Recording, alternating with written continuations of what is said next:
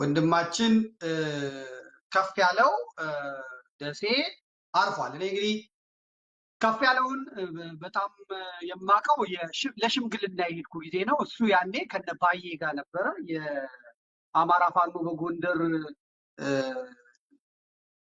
ዘመቻ መምሪያ ኃላፊ ነበረ። ምን የማቀው ከነባዬ ጋር ሆኖ ነው። ከዚያ እነ ጌታ አስራደ ፋብዴኖቹ ማለት ነው እነ ፕሮፌሰር ኢያሱ ዲያቆን ኢያሱ እነሱ በእነ ምስጋና አንዱ ዓለም በእነ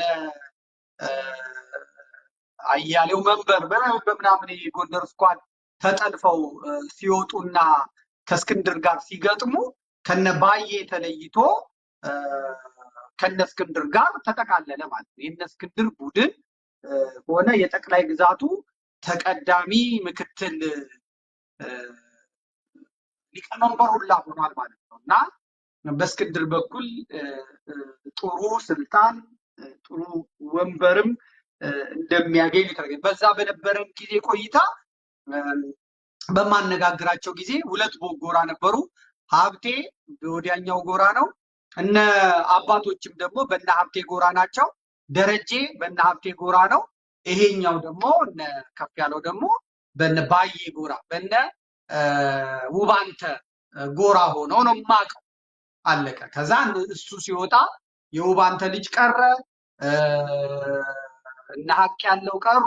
እሱ ግን ከሰራዊቱ ወጣ ማለት ነው። ሌሎችም አሉ አብረውት የወጡት መብታቸው። ደረጀ ደግሞ ከወዲያኛው በኩል አሁን ከነ ሀብቴ ተለይቶ ከዚህ ጋር ባላንጣ ከነበሩት ጋር አንድ ላይ ሆኗል ማለት ነው። ስለዚህ ይሄ ልጅ ሞቷል። ልጁ የቆየ ጊዜ የትግል ልምድ ያለው ሰው ነው። በዘመነ ጁንታ በጁንታው ጊዜ የኢትዮጵያ መንግስት አገዛዙ ኦሮሞማው በፋና ቴሌቪዥን በኩል መግለጫውላ ዶክመንተሪውላ ሰርቶለት ነበር። እንመልከት። የሰው ታሪክ መቅበር አስፈላጊ አይደለም። የሰው ታሪክ መቅበር አስፈላጊ አይደለም። እንዴት ሞተ፣ ለምን ሞተ፣ ፍርዱን ጉዳዩን እናውቃለን የሚሉትን ሰዎች አምጥተን በማናገር ለእግዚአብሔር እንተዋለን። ማን ገደለው፣ እንዴት ሞተ፣ ምን ሲያደርግ ሞተ የሚለውን ለተመልካች ለታሪክ የሚቀመጥ ዶክመንት ዛሬ አስቀምጥላቸዋለሁ።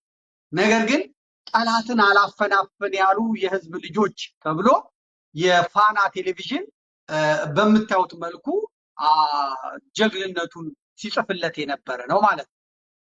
እነ ናትናኤል መኮንን፣ እነ ቶማስ ጃጀው፣ እነ ማነው እነ ስዩም ተሾመ፣ እነ ኮረና ዳዊት፣ እነ ደሳለኛ አዮ፣ እነ መሀል ሜዳ ይቅርታ፣ ደሳሌ መሀል ሜዳ፣ እነ ማነው በቃ እነዚህ የመሳሰሉት ሰዎች ያኔ ጀግናችን ህወሓት ወደ መሀል ሀገር እየመጣች ስለነበር እነዚህ ነፍጥ አንስተው ሲሄዱ ጀግናችን ብለው ሌት ተቀን ይሰግዱለት የነበረ ልጅ ጀግና ነው ማለት።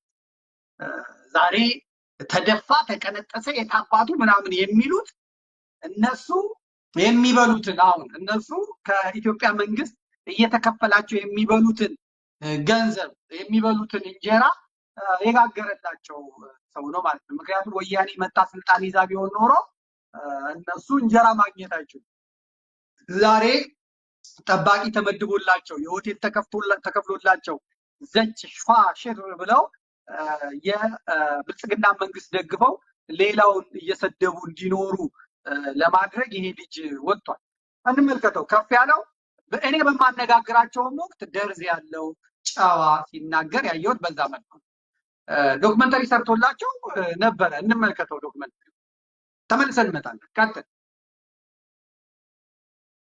ድምጽ ስተው። ወደ ፋኖ ትግል ተቀላቅሌ ያው አገር በተደፈረ በተባለችበት የተንቀሳቀስኩኝ በክልል 6ም አገሬ ነው ማስከብረው። ደቡብ ጎንደር 400 ጦር ይዘግባና ተወለ ተባልኩኝ። 400 ምንሻ ማለት ነው። እና እነሱን እየመራሁኝ አሁን ተገኘር የሰው ኃይል ብዛት ነበረ፣ መሳሪያ ብዛት ብዙም አልተመጣጠንም ነበር። አሁን እነሱ እንደገባን በሞርተር ሞከሩ። ውጊያው ይሄን ይመስላል። እዛ ላይ ያው እኛ የሆነች ድልድይ ተሰጠን። ያችን ድልድይ 400 የደቡብ ጎንደር 400 ሰው 450 ሰው ይዤ እችን ድልድይ ያዝ መኪና መንገዱ በድሽቃ እና መከላከያ እኛ ይዘነዋል ግቡ ተባልን። እዛ ጥሩ ስራ ሰራን። 4 ቀን ተዋጋን በተከታታይ ማለት ነው። ይመጣሉ ይመለሳሉ ይመጣሉ ያው በብሬን ይደበድባሉ። ሐሙሲት ላይ ማለት ነው ቀድመው ገብተው ቤት አቃጥለው ነው ያገኘናቸው። እኛውን ተገያለን ማለት ነው። የኛ ሰው መስሎን ገብተናል። 2 ክላሽ 2 ጁንታ ረሽነን ማለት ነው ሐሙሲት። ከዛ በኋላ መጣን በእግር መጣን። ስንመጣ እዚህ የኛ ሰው ደረስንበት ቀድሞን ወጥቶ ማለት ነው። ተደራጅተን እንደገና ወደ ጦሩ ተመለስ። ያው የዘቢጡን ውጊያ ተጀመረ ማለት ነው። አሁንም ቢሆን ከዘቢጥ ማለት ነው ኮኪት 3 ምሽግ 260 ነው እንትን ያለው ኮማንዶ ያለው። ይሄ አሁን የምታዩት ኃይል ይሄ ብዛት ያለው ኃይል አሁን የለም ነበር የዛን ጊዜ ማለት ነው። ፋኖና እንትን ልዩ ኃይል ወደ ኋላ ነው አሉ። ኮኪት ምሽግ ሰብረን ገብተን ማለት ነው ተደምሰው በይም ሬሳ ነው። የኛ 260 ኮማንዶ ብቻ ነው ያለ። ፋኖ የጎንደር ፋኖ መጣ የሰሜን ጎንደር ማለት ነው። የተቀናጀ ጥሩ ነው ተመቱ። ስናይፈር ብሬን ተማርኳል። ወደ ጋይንት ጫጫው ላይ ነቀለም ወርቅ ነርጋሳይ አሉ። ያው የደቡብ ጎንደር አመራሮች አዛው ተቀናጅተን አዛው እያደሩ ማለት ነው እነሱ ጋር እኔም ማለት ነው። ታች ጋይንት 6 ሰዓት አምሸቱ ጓደኞችን ይዤ ወደ ታች ጋይንት ተርኩኝ። ጓደኞችን ወጣቱን አዘጋጅቼ ማለት ነው ከዩኒቨርሲቲ የተመለሱ ተማሪዎችን አዘጋጅቼ የትም አንሄድም ቦታችን ጥለን ቤታችን ልጃችን ጥለን የትም አንደርስም። በቃ መንገዱን በማዘጋት ወደዚህ ሲያመሩ አፍሮ እንዲመለሱ አድርገናል። ተደናግጠው ነው የተመለሱ። ውጊያም አልገጠሙ ዝም ብለው ተመለሱ። ስለዚህ በተደጋጋሚ ቢሞክሩም ታች ጋይንትን አረጋጧት። ተደዋውለን የቆረጣ ኃይል አለ አሉ። ትንሽ ቆረጣ ብታሰማልን አለ።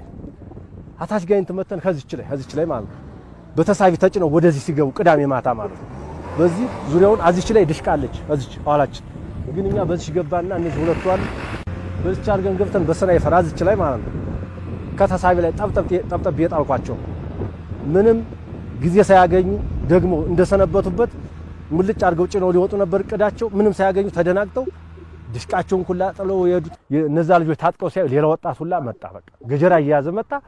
ሽፋን እየሰጠ ውጤታማ ስራ ተናበን ውጤታማ ስራ እስከዛችን ድረስ ለቀው ሲወጡ ድረስ ወረዳችን ሳናስደፍር በተደጋጋሚ በሰባት ጁንታ ገብቷል። ታች ጋይንት ከግብጥ ነው የመጣው ማየት ትችላለህ። ግብጣዊ ነው። መሳሪያ አልያዘም። መለኩሴ ልብስ ለብሷል። እሱን ያዝ። እንደገና ደግሞ ጁንታው ሀዚ በሰነበተበት ወቅት ሙሴ የሚባል ሀዚ ጋይንት ካገባ 23 አመቱ ነው። ሀኛ ሀገር 3 ልጆች ወልዷል ማለት ነው። የጨጮ ልጅ አግብቶ እሱን ቤት እንሰራልሃለን ታች ጋይንት ሄድና እንደዚህ መንገድ የሚሰራው መንገድ የሚዘጉት ምን ኃይል ኑሮ ነው። እሱን አጣርተህ የወታደር ብዛት የመሳሪያ ብዛት የቡድን መሳሪያ ይዘዋል ወይ አጣርተህ አሁኑኑ ሳታድር ቶሎ ብለው ቅዳሜ ቀን ሀገበያተኛ ጋር ላኩት። ያን ሰውዬ እኛ ስንፈትሽ ስናየው ሙሴ ገብረ ምናምን ነው የሚለው የት መተነው ስንለው እንደዚህ ከዛ መጨረሻ ላይ እውነቱን ተናገር በቃ ስንለው አይ እኔ እንዳትገሉኝ ታች ጋይንት ያለውን ኃይል የመሳሪያ ብዛት የኃይል ብዛት የሰው ኃይል አጣርተና ቶሎ ብለው ልከውኝ ነውና እንዳትገሉኝ እኔ ተገድጄ ነው ሙሴ ይባላለሁኝ። አሁን እዚህ እነሱ እዚህ መናኸሪያ አንስተው የካፍቴሪያ በሙሉ እነሱ ይዘውታል። አትደር አይተና ቶሎ ነው ያሉኝ እና እንደዚህ ተልኬ ነው አለ። የተላከ መሆኑን ስናውቅ ያንን ሰውዬ ወደ እስር ቤት ፈዛው። ሌሎች ደግሞ የታጠቁ ኃይሎች ታቹን ገቡ። በቀበሌ 7 ይባላል ገቡ። ከበብናቸው። ስንከባቸው አንዱ 2 ጠረ ታንክ ይዟል። አንዱ 2 ጠረ ታንክ ይዟል። አንዱ ይችን ይዟል። ይችን ስናይፈር ማለት ነው። እጅ ስጥ ስንለው መግባባት አልቻልንም። ቋንቋው እንትን ብሎ ማለት መሳሪያውን ዝቅ አደረገ። ወደ እግሩ ተመታ። ሰውየው ቁጭ አለ። መሳሪያውን አነሳው።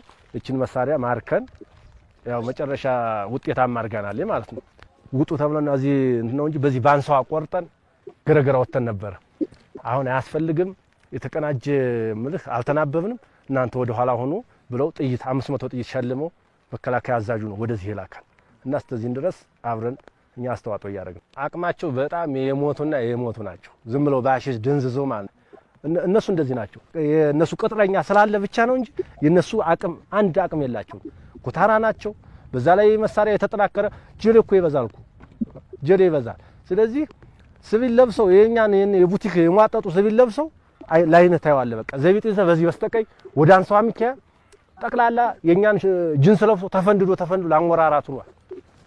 ምን ይዞ እንደሚገባ እኔ እንጃለቱ ይሄ ሰውዬ ማለት ነው እንጂ ከደጃፋችን ላይ መጥተው ምንም ውጤታማ ነው የሆነው። ተረፍርፎለታል። በቃ ስለዚህ አሁንም ቢሆን ማለት ነው እንደዚህ በተቀናጀ እኔ አሁን በጣም ደስ እያለኝ ነው። አንደኛ የዚያን ጊዜ ኃይላችን ትንሽ ነበር። አሁን የሁላ ኃይል መጥቶ እኔ እንግዲህ በኋላ ቁም እንዳይባል ነው የምፈራው ይሄ እንጂ እነዚህ ሰዎች ካገቡበት ገብተን አቅማቸውን አሁንም እየወጡ ነው አቅማቸውን አይተነዋል። እነዚህን ሰዎች ካገቡበት ገብተን ምድረበዳ እልም አድርገን እነዚህ ሽፍታና እንትን ስለሆኑ ምንም ህገ ወጥ ስለሆኑ ገብቶ ሰው የሰው ቤት ከፍቶ ባልና ሚስት እየገደለ በሬ እያረደ በልቶ ይሄን ምን ትለዋለህ? ለዚህ ምን ጊዜ ተሰጠዋለህ? ስለዚህ እነዚህ ሰዎች አሁን አቅማችን አጠንክረን እያየናቸው ነው፣ እየሸሹ ነው። በቃ እነሱ ሸሽተዋል፣ እኛ ማቋረጥ የለብንም። እኔ አሁን ፋኖ ነኝ። አገር ሲወረር ወደ አገሬን ለማስከበር እሄዳለሁ። አገር ሲወረር በሰላም ጊዜ ግን ነግጄ ወይም ማርሽ ነው የምበላው። ስለዚህ ወደ ልማታችን ቶሎ መመለስ ስላለብን እነዚህን ሰዎች ይህን ጊዜ ማለት ነው የመጨረሻ ውጤታችን አሁን ነው መሆን ያለበት ማለት ነው።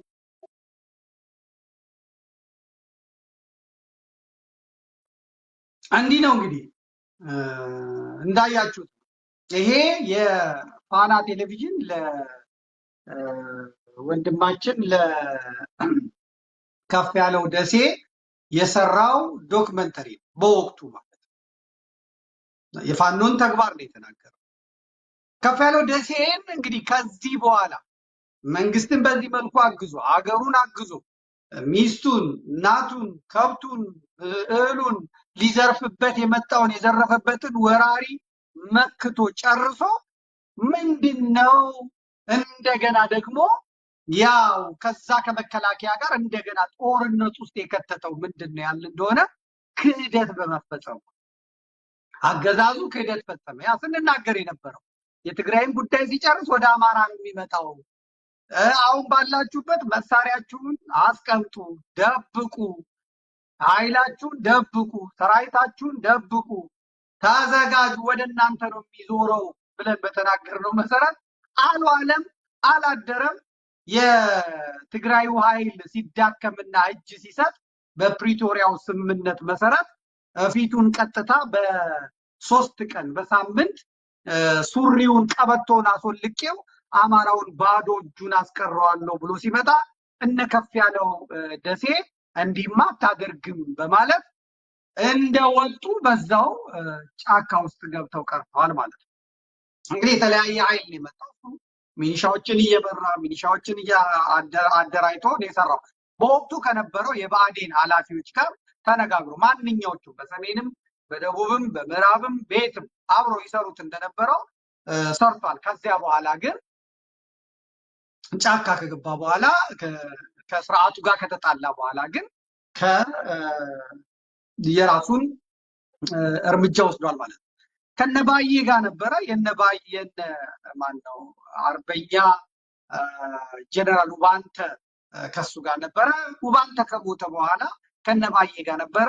ከነባዬ ከተለየ በኋላ እስክንድር ከገባ በኋላ እንግዲህ እነባዬ እነ ውባንተ እነ ከፍያለው የእስክንድር ከዚህ ይውጣልን፣ ከመሃላችን ይውጣልን፣ ሀብታሙ አያሌው እኛን አይመራንም። የውባንተ ትዝ ይላችኋል። እኔ የሀብታሙ አያሌው ቅጥረኛ አይደለሁም ሲል እንዴት እንደሰደቡት አይታችኋል። በ251 ላይ እነ ሙላት አድኖ ውባንተ እንዲወገድ እንዲገደል ብለው የሰሩትን አይታችኋል።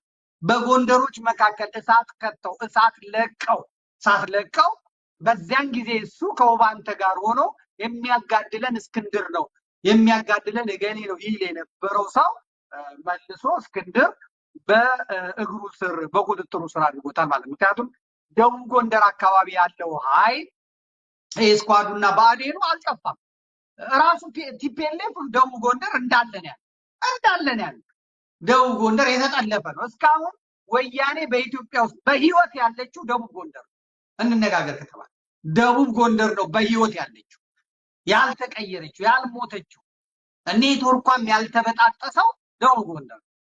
በወቅቱ ፋኖች እርምጃ እየወሰዱ እንጂ ስንት ጀግና ነበረ ደብረ ታቦርም ላይ በዛም አካባቢ ያልቅ የነበረው እና በዚህ ምክንያት ይሄ ልጅ ከነሱ ጋር ሆኗል። ስለዚህ ነባዬ በአንድ በኩል ሀብቴ ስር ሆኖ ደግሞ ሁለተኛ ከዛ ሀብቴ ሲወጣና ነባዬ አንድ ሲሆኑ እሱ ከነ እስክንድርና ከነ ደሬ ጋር ቀጥሏል ማለት ነው። ከነ ደረጀ ጋር ቀጥሏል፣ ከነ ጌታ አስራደ ጋር ቀጥሏል። የደቡብ ጎንደሩን ይዞ ማለት ነው። በመሀልም ለትንሽ ጊዜ ከንትኑ በኋላ ያው ሲሰራ የነበረውን ጀግንነት መቅበር፣ ታሪክ አይቀበርም።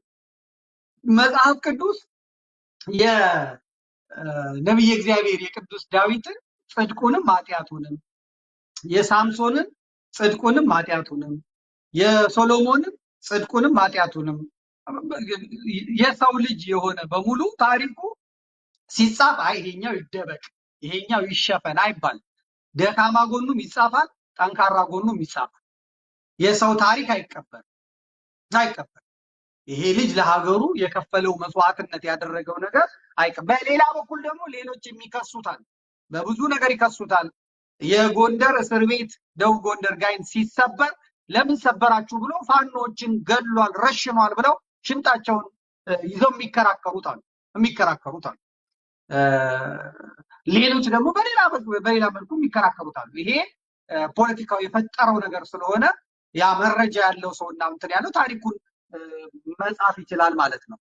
እንግዲህ አሁን ምንድነው የተፈጠረው የተባለ እንደሆነ የተፈጠረውን አናውቅም። ነገር ግን መፈላለግ አለ። ከዚህ ከነሱ ፋኖ ወጥቶ አንዱ ፋኖ እዛ ሲሄድ፣ ከዚህኛው ፋኖ ወጥቶ እዛኛው ሲሄድ፣ እንደ አንድ ካሉናችሁ አንዱ ዶናቱ እንሄዳለን ሲሄዱ ፋኖች ሲለዩ፣ መሪዎች ሲለዩ ከነ መሳሪያቸው ነው የሚሄዱት፣ ከነ ሰው ኃይሉ ነው የሚሄዱት። ስለዚህ ሰው ኃይሉ ይሳሳባቸዋል። ኃይሉ ሲሳሳባቸው ሌባ ከኔ ሰርቆ እዚህ መጥቷል፣ እሱን አምጣልኝ፣ አካል አመጣን እንገጥማለን ይባባላል። ስለዚህ በዚህ ምክንያት ነው ከነሱ የሄደ ኃይል አለ። ያን የሄደውን አስመጣለሁ፣ ወደነ ሀብቴ የሄደ ኃይል አለ፣ እሱን እመልሳለሁ ብሎ ነው የሚሉ አሉ። አይ የሞተው በመከላከያ ነው የሚሉ አሉ። አይ በመከላከያ አይደለም ሲዋጋ ነው የሞተው የሚሉ አሉ። አይ አይደለም ከ40 በላይ የአማራ ፋኖ የሚመስሉ ወያኔዎችን ገድሎ ነው የሚሉ አለ። አይ እንደሱ አይደለም ጦርነቱ ካለቀ በኋላ ከጀርባው በጥይት መተውት ነው የሚሉ አሉ። አይ እንደሱ አይደለም እያሉ ውዝግብ ያለ ነገር አለ እና በዚህ መሃል ምን መስራት ተፈለገ? ፖለቲካ መስራት ተፈለገ። ፖለቲካውን ሊሰሩ የመጡት ማን ናቸው? የግንባሩ ሰዎች፣ የግንቦት ሰባት ሰዎች፣ የባልደራስ ሰዎች፣ የዲሲ ግብረ ኃይል ሰዎች፣ የእስክንድር ሰዎች፣ ፋፍዴኖች እንዲሁም ደግሞ የጎንደር ስኳድ ባዴኑ ኃይል በጀግናው ሞት ቁማር ሊሰሩ መጡ ማለት ነው።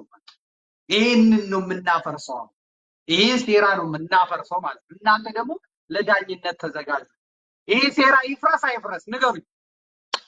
ይሄ ሴራ አይፍረስ?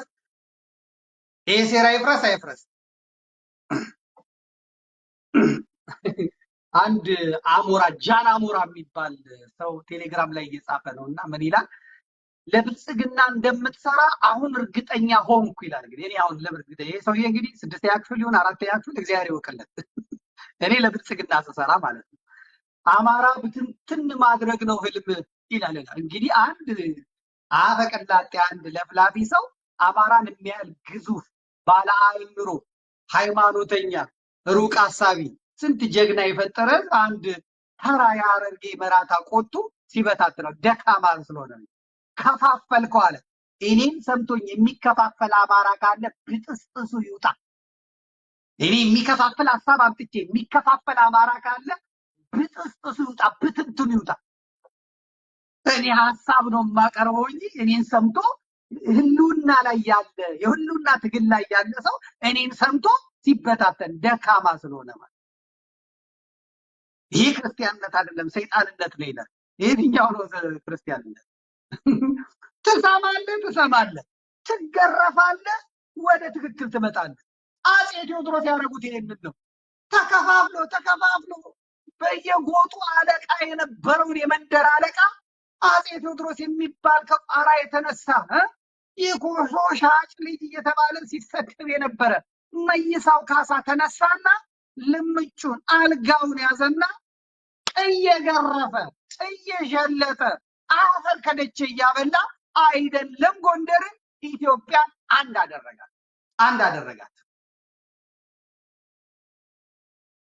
አደረጋት ማለት አንድ አደረጋት። ስለዚህ በዚህ ምክንያት አንድነቱ የማይቀር ነው። እኔ አልኩት አላልኩት ወደዚህ መምጣቱ የግድ ነው ማለት ነው። እና የሚሰማ ሰው ይፈርዳል እንጂ ስለተንጫጫን እንዲህ ነው ስለተባለ አይደለም። የሚያስፈልገው ለአማራውን አጼ ቴዎድሮስ ነው። የሚያስፈልገው አሁን አጼ ምኒልክ ነው። የሚያስፈልገው ለአማራ ቢስማርክ ነው። የሚያስፈልገው ለአማራ አብርሃም ሊንከን ነው። አለቀ። አብርሃም ሊንከን ገርፎ አንድ የሚያደርግ ዠልጦ አንድ የሚያደርግ ጃናሞራ ሰምታኛል። ይሄ ነው ማለት ነው። ሌላው ብዙዎቻችሁ እየተናገራችሁ ነው። እዚህ ማስታወቂያ እየሰራችሁ ነው። ክርስቲያኖች እፎይ አሁን 2 ሰዓት ተኩል ቲክቶክ ይገባልና እንዳትቀሩ የሚሉ አሉ። ለቲክቶክ የምትነግሩልኝ ለማን ነው? ለእፎይ የምትነግሩልኝ እፎይ ሆይ ሰምቼዋለሁ እና አቡነ አብርሃም ላይ እነ ምናምን ላይ ለመክፈት የፈለግከው ዘመቻ ያጣላል፣ ከብዙ ሰው ያጣላል። እኛም ጣልቃ እንድንገባ ያደርጋል። አንተም ባለህበት ቦታ ሰላም አይሰጥህም። ትንሽ ፍሬን ያዝ፣ ተረጋጋ። የደረሰ መረጃ ትክክል አይደለም። ንገሩት። እፎይን የምታውቁ በሙሉ ንገሩት። በአቡነ አብርሃም ላይ በማን ላይ የያዝከው ነገር ትክክል አይደለም። አቡነ አብርሃም ባላቸው ነገር አያገባቸውም። ሰማን ስንልህ መስመር ባትጥስ ጥሩ ነው። መስመር ድንበር ባትዘል ጥሩ ነው። በሚወቀሱበት ይወቀሳል እንጂ እቺ ሌላ ተልኮ መጫወት ጥሩ አይደለችም። እፎይ እዛው በጀመርከው ቁርአኑን ሐዲሱንና እንትኑ ላይ በደንብ ወጥር። እሱ ሐዲሱና ቁርአኑ ላይ በጀመርከው እነሱ በሚያቀርቡ ላይ በነ መንሱር ላይ እንጂ ትንሽ እቺ አሁን የጀመርካት ጥሩ አይደለችም። እና ስላየዋችሁ ነው። እኔም እነግረዋለሁ፣ እደውልለታለሁ፣ ጓደኞቹ እደውልላቸዋለሁ። የምትሰሙ ካላችሁ ትነግሩታላችሁ፣ ይግባ። ነገር ግን በነ ብፁዕ አቡነ አብርሃም ላይ በነ ምናምን ላይ ይሄ እናገራለሁ እንደዚህ ያደርጋለሁ ብለህ ያልከው ነገር ያልተጣራ ነገር ይሆንና ለአንተም ጥሩ አይመጣልህም። በጣም ጥሩ አይመጣልህም። እኔ ከመግባቴ በፊት ነበር ልደውልልህ የነበረው። ለጋራ ጓደኛችንም እደውላለሁ ብዬ ነው ዘግቼ የገባሁት። ትንሽ ፍሬን ያዝ፣ በዛው በጀመርከው እንትና ጋር በጀመርከው ሂድ። ይሄኛው ግን ሌላ ተልእኮ ስለሚያስመስልብህ እሷን ነገር ጠንቀቅ እንድትላት ነው። መልካም፣ በዛው መሄድ ይቀጥላል ማለት ነው። በዚህ በኩል የመጣች መልእክቷ ከየት እንደመጣች አውቃታለሁ። የነ አኬ ሰዎች የነ ሄኖክ ሰዎች በዚህ በኩል እቺኛዋ እንድትቀርና እዚህ ሰው ይሄንን እንዳይሰማ በዛ እንዳትቀር እኔ በቴሌቪዥን ነው የምናገረው። ለወንድሜ ግን ማስጠንቀቂያ ነግሬዋለሁ። ለወንድሜ ስላላገኘሁት ነው፣ አሁን ሳልገባ ስላላገኘሁት ነው። ፉርሽ ሆኗል ማለት ነው። መሄድ ትችላለህ። ነገር ግን አቡነ አብርሃም ላይ ምናምን ላይ የሚደረገው ነገር ትክክል አይመጣም ማለት ነው። በተረፈ ግን መልስ እሰጣለሁ በቁርአን በምናምን የሚለው መብቱ በጣም ደስ ይላል። ወንድሞቼ ሲጨርስ እደውልለታለሁ፣ እናንተም ደውሉለት። ትንሽ ፍሬን ያዝ፣ በዛው በጀመረው በኩል ቢቀጥል ጥሩ ነው። እናመሰግናለን። እንግዲህ ይሄ ከሆነ በኋላ ልጁ ሞተ ተባለ። ልጁ እንዴት ሞተ ብለን ስናስብ መጀመሪያ የመንግስት የሚከፈላቸው ወንድሞቻችን እነ ቶማስ ጃጃው እነ ናቲ አንደግምም ወይ ዘለው ወጡ ማለት ነው። ሞቱን ያረዱን እነሱ ናቸው። የከፌን ሞት ያረዱን እነሱ ናቸው። ሰበር ዜና ነው። ሰበር ዜና በደቡብ ጎንደር ዞን የጃውሳ ዋና አስተባባሪ የነበረው ከፍ ያለው ደሴ በሌላኛው የእስቴፋኖስ ኮዲያኛው ተሸኝቷል አለ። እንግዲህ አለቃቸው ዳንኤል ክብረት ስለሆነ ዳንኤል ክብረት ለፋኖ ያወጣው ስም ጃውሳ ነው። ለትግሬዎቹ ያወጣው ስም ጁንታ ነው። ለኦሮሞዎቹ ምንም አላወጣም። ምንም አላወጣም። ምንም አላወጣም። እሱ ለእንትና ምንም አላወጣም። ሆነና ማን ላይ ቆሙ? ማንን ያማት? እንጀራ እያበሉት ስልጣን ሰጥተውት ሚኒስትር አድርገውት እና ኦሮሞን ሊነካ ነው። እነ ኦሮሞቹ የሚቀጥሩት ትግሬና አማራ እንዲሰድብላቸው ነው። አማራ የቀጠሩት ለዛ ነው። ፍርፋሪ የሚልኩት ለዛ ነው። ስለዚህ ኦሮሞዎቹ እንደዚህ ይሄኛው ጎንደሬ ነው፣ ያኛው የወሎ ሰው ነው፣ ባህር ዳር ያደገ የወሎ ሰው ነው ዳንኤል ክብረት እና ጃውሳ የሚለውን ይዞ መጣ። ሰበር ዜና በደቡብ ጎንደር ዞን የጃውሳ ዋና አስተባባሪ የነበረው ከፍ ያለው ደሴ በሌላኛው የስቴፋኖስ ከወዳጆች ይሉታል። እንግዲህ የጃውሳ የሚለው ጀግና ነው። ዳንኤል ክብረት ዛሬ የሚበላውን እንጀራ እሱ ተጋድሎ ያመጣው ነው። እንትና ቶማስ ጃጀው የሚከፈለው ፍርፋሪ ከፍ ያለው ደሴ ሞቶ ያመጣው ነው፣ ተጋድሎ ያመጣው ጁንታን ቀጥቶ ነው እነሱን ዛሬ ፍርፋሪያቸውን ያስቀጠለላቸው ማለት ነው። ምክንያቱም ዋናው ማዕድ የኦሮሞ ነው። ከኦሮሞ ማዕድ የተረፈውን ፍርፋሪ የሚበሉት ያው ጌቶቻቸውን በደንብ አሽከሮቻቸው ያደርጋል። ይሄ አልኛ ምንድን ነው ቅድም ሌላ አይደል እንደ የጻፈው አለና መቼም ፌስቡክ በጣም ደገኛ ሀሳብ አለው። እስቲ ኤዲት ሂስትሪ ውስጥ እንግባልና ቪው ኤዲት ሂስትሪን ጠቅ አደረግ ነው። ጠቅ ስናደርገው እንደዚህ የሚል መጣ ማለት ነው። ልክ ስትከፍቱት ምን ብሎ ነው መጀመሪያ የሰራው? 7:04 ላይ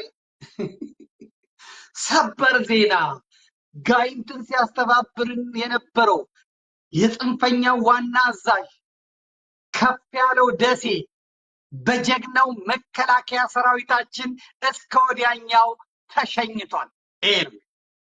ናትናኤልም ያለው የብልጽግና ብአዴኖች በሙሉ ያሉት ሰበር ብለው ያወጡት ይሄንን ነበር መጀመሪያ። ከዛችን ነው ኤዲት አደረጋትና ሰበር ዜና አለ። ከላይ ጋይንትን ሲያስተባብር የነበረው ያለውን በደቡብ ጎንደር ዞን የጃውሳ ዋና አስተባባሪ የነበረው አለ የጽንፈኛ ዋና አዛዥ የነበረው ከፍ ያለው ደሴ አለ በሌላኛው የስቴፋኖ እስከ ወዲያኛው ተሸኝቷል አለ። ተመልከቷው እንግዲህ ሴራዎች ናት። የመጀመሪያው የመከላከያ ሰራዊቱ ሞተ የሚለው ዜና አማራን ለመከፋፈል አያመችም፣ ጎንደርን ለማመስ አያመችም፣ በእነ ሀብቴና በእነ ደረጀ መካከል ሽብልቅ ለመክተት አያመችም፣ የጎንደርን ህዝብ የጋይንትን ህዝብ ለመከፋፈል አይመችም። ስለዚህ በአስቸኳይ ኤዲት አድርጉት፣ በአስቸኳይ መልሱት። መከላከያ እንዴት ገደለው ትላላችሁ? እዛው እርስ በርስ ተጋደሉ በሉ። ይሄ ታሪክ ይፈጠር፣ ይሄ ታሪክ ይነገር እና ሀብታሙም ይሄንን ያውጁ፣ ሌሎቹም ይሄንን ያውጁ። ስለዚህ በአስቸኳይ እንደዚህ መደረግ የለበትም ተብሎ ስለተነገራቸው ይሄው አደረጉ። ይሄ የማይዋሽ ነገር ነው። ገብታችሁ ይሁት የሆነውን ነው የምነግራችሁ። ሴራና ፍርስ ነው አይደል ያለው? ሴራ ይፍረስ ሲጻፉ ይፍረስ ብላችሁ ይፍረስ ብላችሁ ቴሌግራምም ላይ ጻፉ፣ ቴሌቪዥን ላይ ለቀዋለሁ።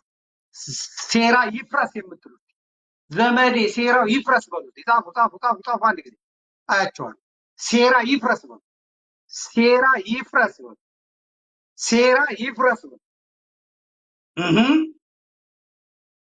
መጣልኝ ገብረሰንበት ወልደ ጻድቅ ናፖሊዮን ፍራንስን፣ ጆሴፍ ጋብርኤል ኢጣሊን፣ ቢስማርክ ጀርመኒን፣ ሚኒሊክ ኢትዮጵያን ቀጥቅጠው ነው አንድ ያደረጉት። የተከፋፈለውን ምስራቅ፣ ሰሜን፣ ገጠር ከተማ የነበረው ቋ አድርገው አንድ ጀርመን፣ አንድ ፈረንሳይ፣ አንድ ጣሊያ፣ አንድ ኢትዮጵያን የፈጠሩት ማለት ነው። እግዚአብሔር ይስጥልኝ። እግዚአብሔር አቤት ይንኩ ምሁር አይጥፋ፣ ምሁር አይጥፋ። በፔጂ ላይ በገጼ ላይ በውስጥ የሚመጣው እኮ ራሱ ደስ ሲል በደንብ ነው የምንነግረው። እስቲ ሴራው ይፍረስ አፈራርሰው ዘመዴ ላይ ተመልክ። እዚህም እንደዚህ ዘመዴ ሴራ ይፍረስ፣ ሴራ ይፍረስ። ይኸው ራሱ ቲክቶክ ምን ብሎ ጻፈ? ሞስት ሴንት ይፍረስ የሚል ተጽፎልሃል ዘመዴ አለ። ተመልክ። ይፍረስ፣ ሴራው ይፍረስ። እኔ ነው መናድ ቀስ በቀስ መሸቀያ አይሆንም። ይሄ መሸቀያ አይሆንም። ዛሬ ጉድ ነው የምትሰሙት፣ ጉድ ነው የምታዩት፣ ጉድ ነው የምታዩት።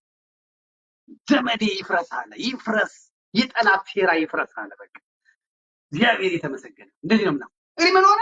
መጀመሪያ መከላከያ ገደለው አለ። ከዛ በኋላ አይደለም ሌላኛው አለ ድርጅቱ ደግሞ መግለጫ ወጣ። ወዲያው ድርጅቱ መግለጫ ወጣ። ይሄ ከተሰራ በኋላ አሁን የከፍ ያለው ደሴ ያለበት ድርጅት መግለጫ ወጣ። በመግለጫው አንቀጽ ላይ እንዲህ ብሎ ጽሁፍ የተጻፈበት አለ።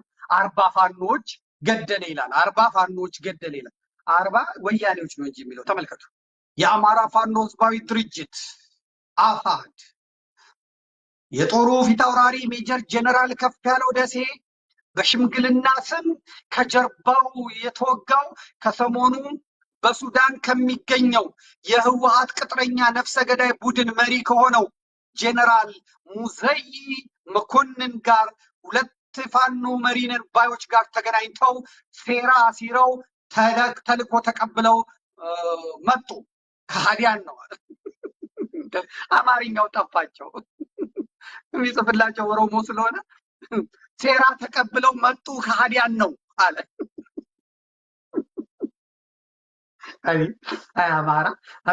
የአማራ ነፃ አውጪ አማርኛ የማይችል ምን አለ? ተልእኮ ተቀብለው መጡ ከሃዲያን ነው። በመጡ ነው እንግዲህ አሁን ለምሳሌ በመጡ ለማለት ነው። እያስተካከልናቸው መቼም እያረምን ነው መሄድ ያለብን። በመጡ ከሃዲያን ነው። እነዚህ ሁለት ከሃዲያን የተባሉት ሀብቴና ዘመነ መሆኑ ነው። አሁን እንግዲህ አሁን ሴራ ልትሰራ ነው። ከዛ ሀብቴ ነው ያስገደለው ሊባል፣ ከዛ ዘመነ ነው፣ ከዛ ሙዘይን የሚባል ሰውዬ ደግሞ ተፈልጓል። ሙዘይን የሚባለው ለሀብቴና ለእንትና ምናምን ተቀብሎ ከዛ የሀብቴ ሰራዊት፣ የሀብቴ ኮሚቴ፣ የዘመነ ሰራዊት፣ የሀብቴ ዘመነ ኮሚቴ በአጠቃላይ ወያኔ ነው ማለት፣ ከዛ ያኛውም ወያኔ ነው ማለት።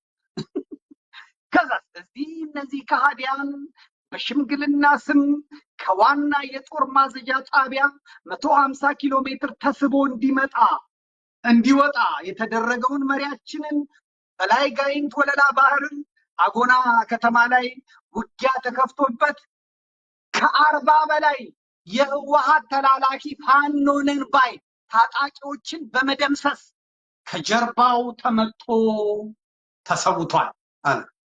ይሄ ነው የድርጅቱ መግለጫ ነው። የድርጅቱ መግለጫ ነው። ምንድን ነው ያለው? ከ40 በላይ የህወሓት ተላላኪ ፋኖንን ባዮች። እንግዲህ መሞት አለመሞታቸውን የማውቀው ጉዳይ የለም፣ ግን ከፍ ያለው ደሴ ገሎ ከሆነ የገደለው የጎንደርን ልጅ ነው፣ የጎንደርን ፋኖ ነው፣ የጎንደርን አማራ ነው። ሊገል የሄደው የጎንደርን ልጆች ነው። በመነጋገር በምናምን መፈታት ሲችል ለሽምግልና ተጠርቶ ምናምን ሽምግልና የሚባል ነገር የለም። እሱም በኋላ እናየዋለን። ለሽምግልና ተስቦ ወደ 50 ኪሎ ሜትር መጥቶ 150 ኪሎ ሜትር ከዛ በኋላ ምናምን ገደሉት ምናምን አይደል። ሌሎቹም እነ ወንዴ አፍንጮ ስለሚናገሩ ይሄ ድርጅቱ ያወጣው መግለጫ ነው። ስለዚህ እነ እስክንድር ነጋ አማራን ሲገሉ፣ የአማራ ፋኖን ሲገሉ ስም ይሰጡታል። ብልጽግና ነው ይሉታል፣ ህወሓት ነው ይሉታል፣ ወያኔ ነው ይሉታል ማለት። እነሱ ሲሞቱስ ጀግና አጼ ቴዎድሮስ ዳግማዊ ይባላል ብሎ ነገር የለም። ሊገልን የሄደው እንዳሉትም ደግሞ ከ40 በላይ ገድሏል። አንድ እሱ ብቻ ከሞተ 40 የጎንደር ልጆች ደም አይደለም እንዴ? ሰው አይደለም እንዴ? እናት የላቸው፣ አባት የላቸው፣ ወንድም የላቸው፣ እህት የላቸው የላቸውም። አላቸው።